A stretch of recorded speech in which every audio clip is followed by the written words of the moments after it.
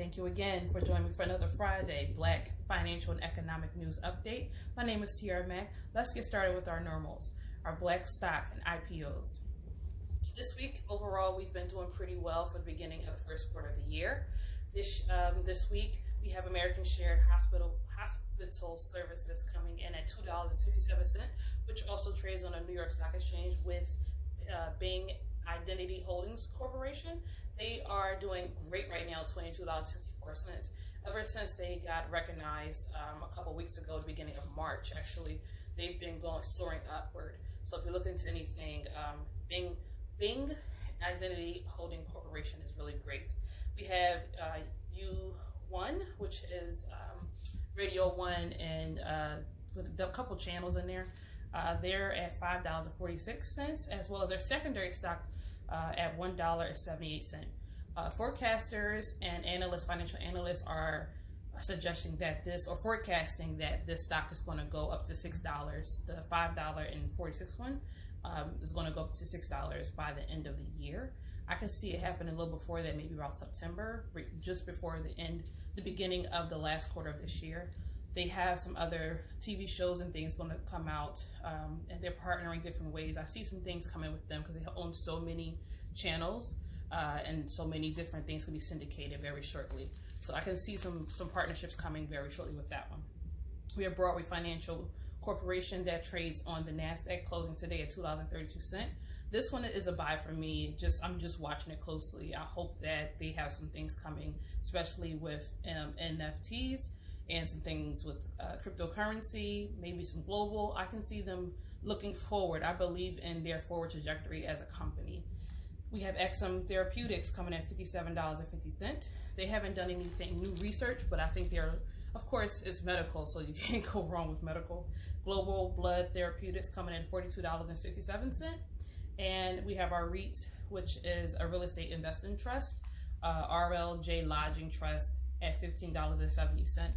Hopefully sometime soon they'll acquire a little bit more, and then when the world opens up and people start to travel more, their different hotels and Airbnbs and things will increase dramatically, so their stock will go back up to the $20 or $30 range, and probably I can see them hovering at 26 as an all-time, unless they do a big acquisition and go global in ways I've never seen. Well, didn't foresee for this company.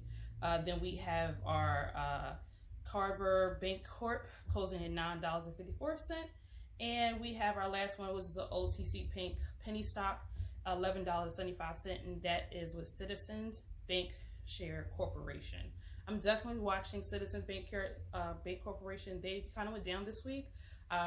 They're trying to figure out what to do with them. They're supposed to cross over eventually into the actual in New York Stock Exchange or NASDAQ, but more than likely it could be New York Stock Exchange.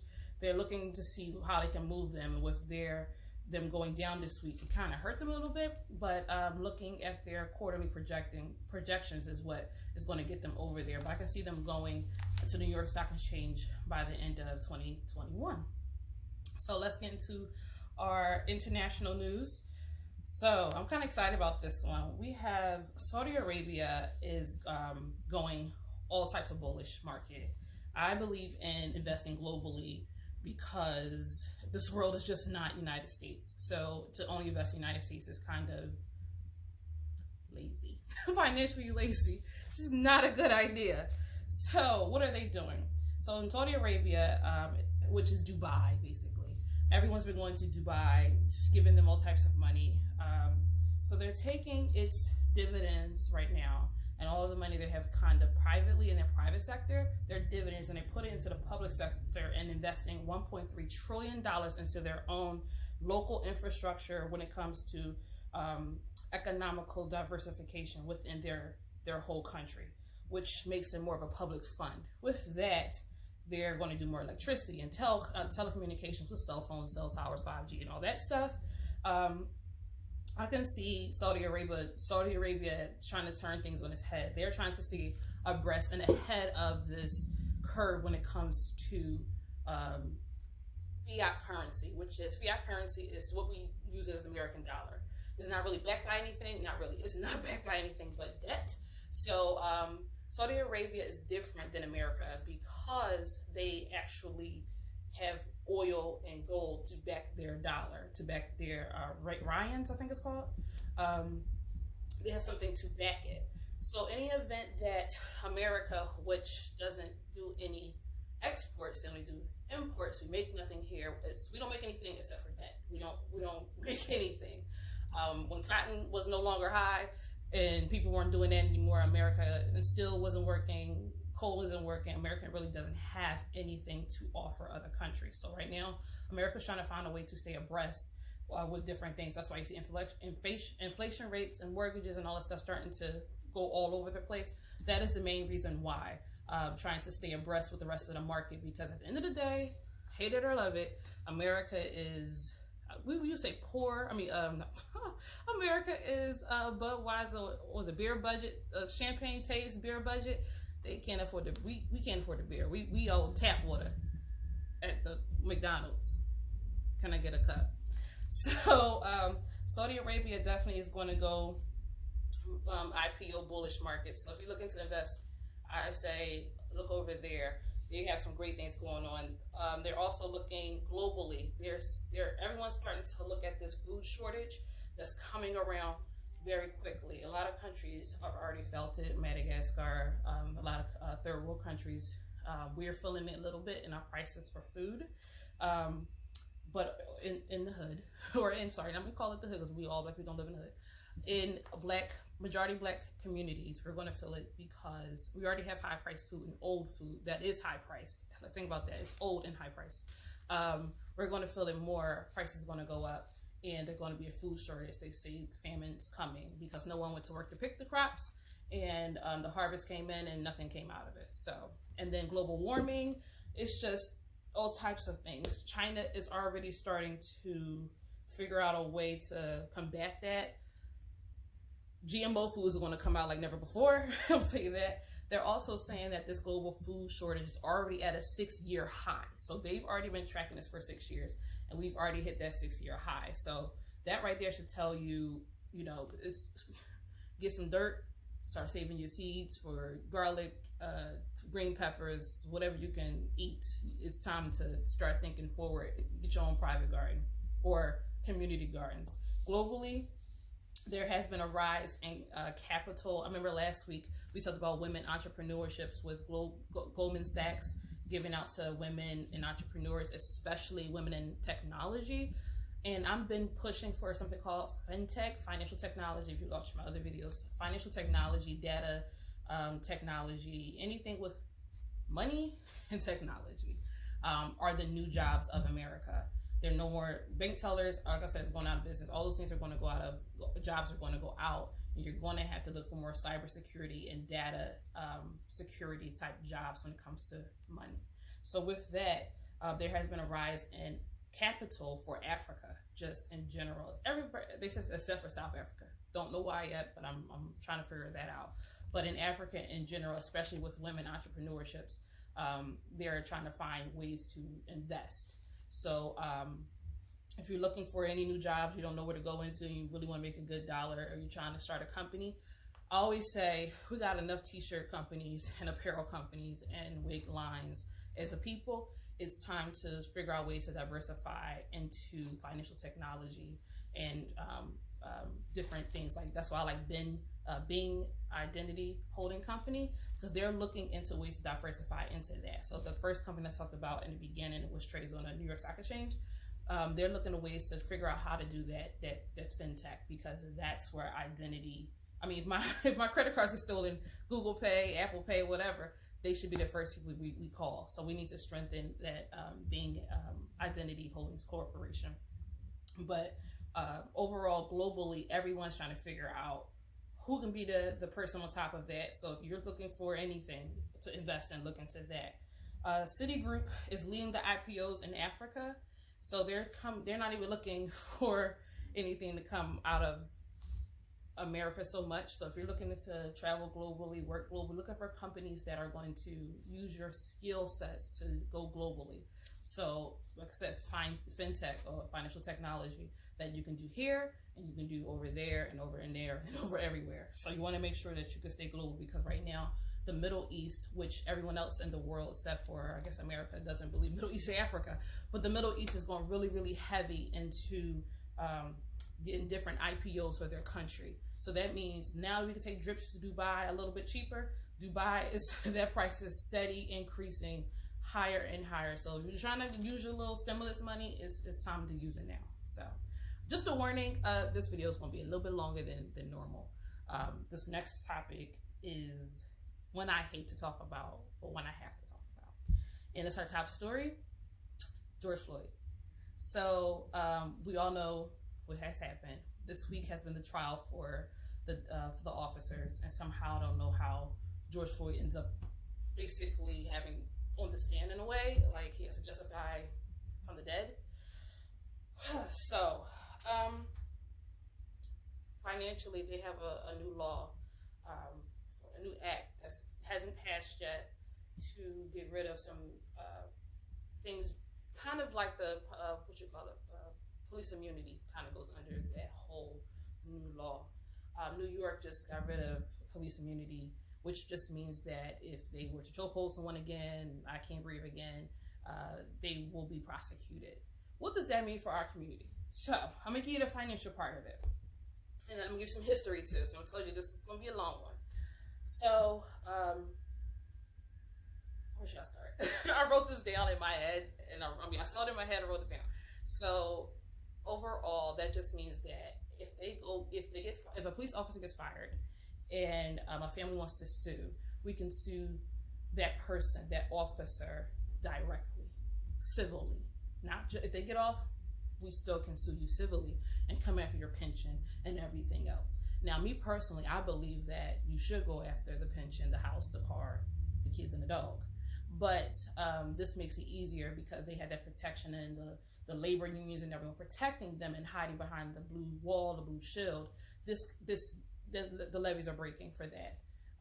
So overall, it's a step in the right direction. Financially, we can ask for bigger settlements. It won't replace anyone, but at least makes people think twice of you won't have a house to live in after this is done.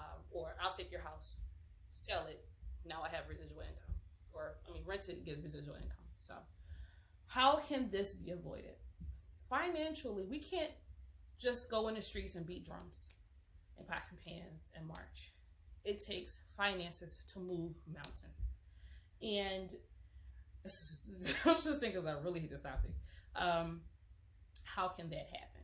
And literally, it's life insurance. And if you want life insurance, I can definitely sell you some life insurance. Okay? So DM me, email me, text me, call me. We'll figure it out. So why do I say life insurance? I'm going to give you a history lesson on slavery, okay? And then we're going to bring it to current day and why life insurance is important and how we can fix this problem financially. So coming over on ships, if they saw that they weren't going to, the crew did the estimate and find out they weren't going to make enough to cover whatever profits or whatever they need to cover, they would throw people overboard. And those people were basically damaged goods. So they were able to say, because usually when you go on a ship, there is a life insurance policy. It's insurance policy on the ship, the crew, the cargo, the people, us, our ancestors. There's everything has a price. So we could say the cargo was bad.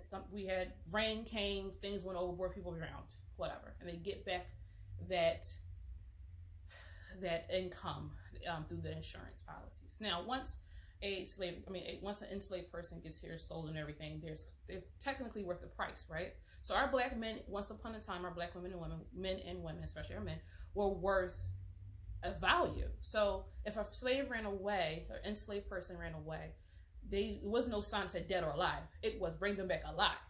Reason why they wanted to bring back alive, because if you did something to my property, you now owe me. So slave catchers did not want to, owe for, let's say, Lewis, slave man Lewis.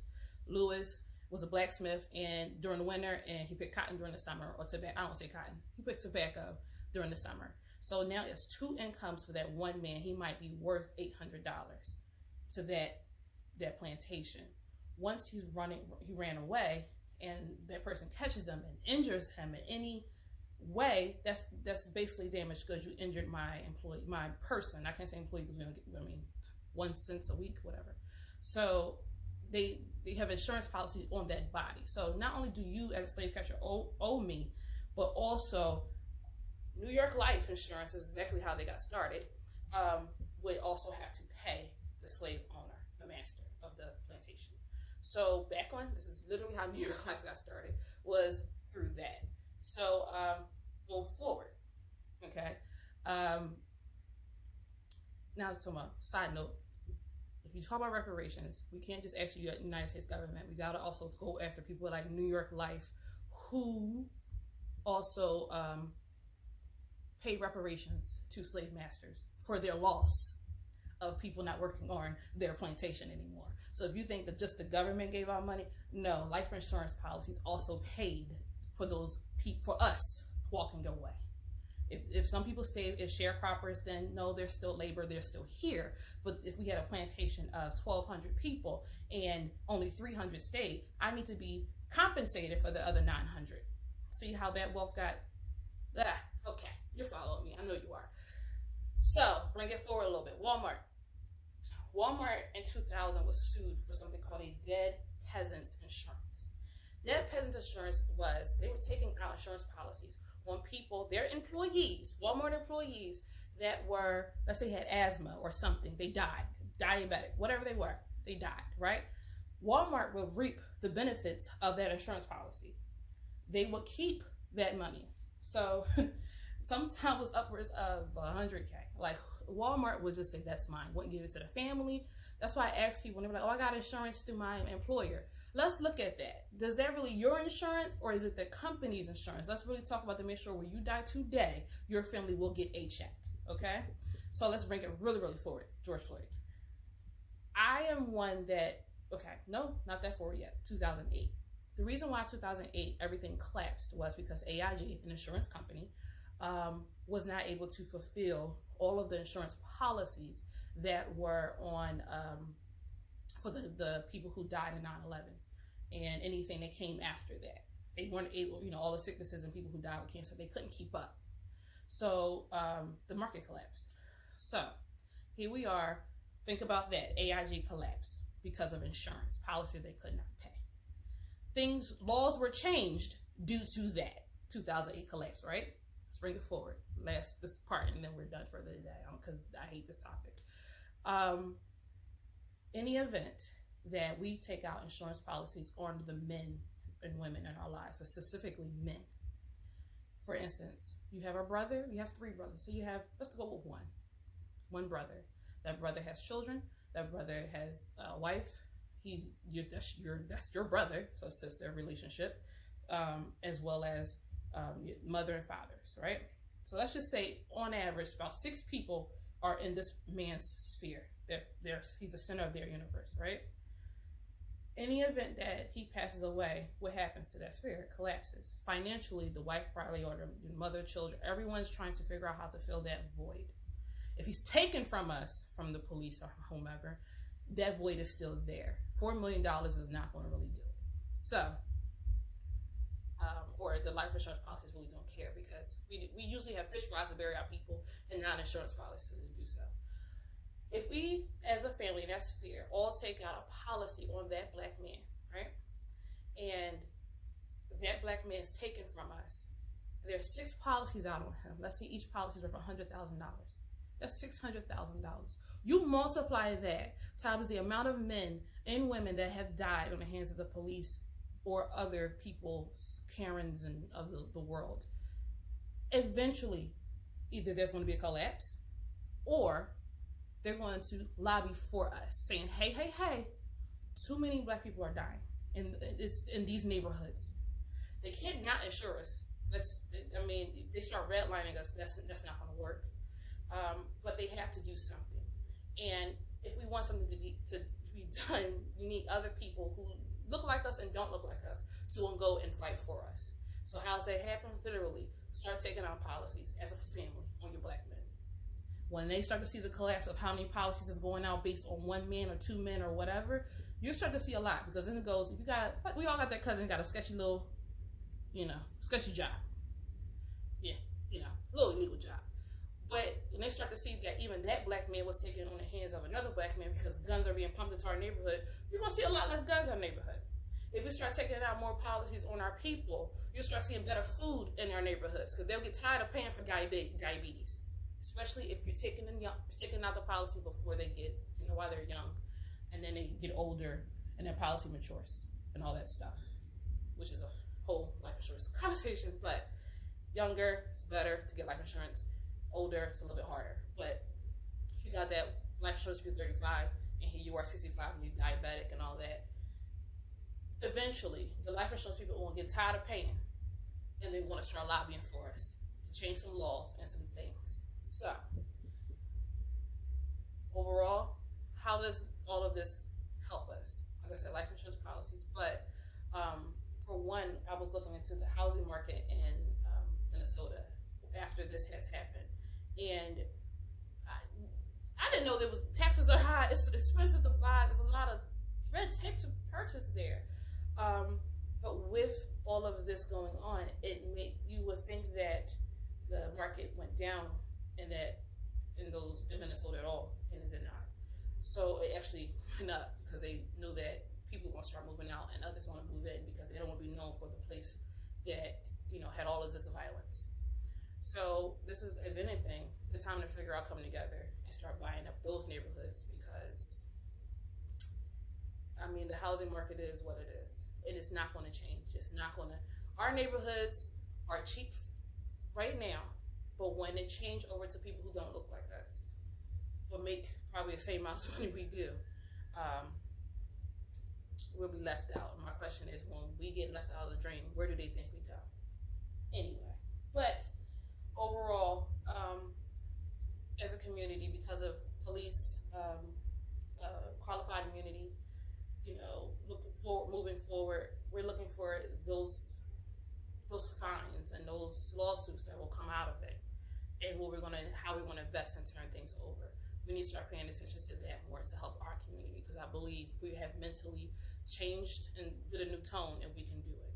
So with that, I hope you learned something today, and let's start doing some stocks next week. I'm really trying to get into cryptocurrency a little bit more, and some NFTs, hopefully. But I had to address the George Floyd financial situation. Hope to see you next Friday. Please like and subscribe. Tell a friend as I build my channel. Thank you so much for watching. See you next Friday.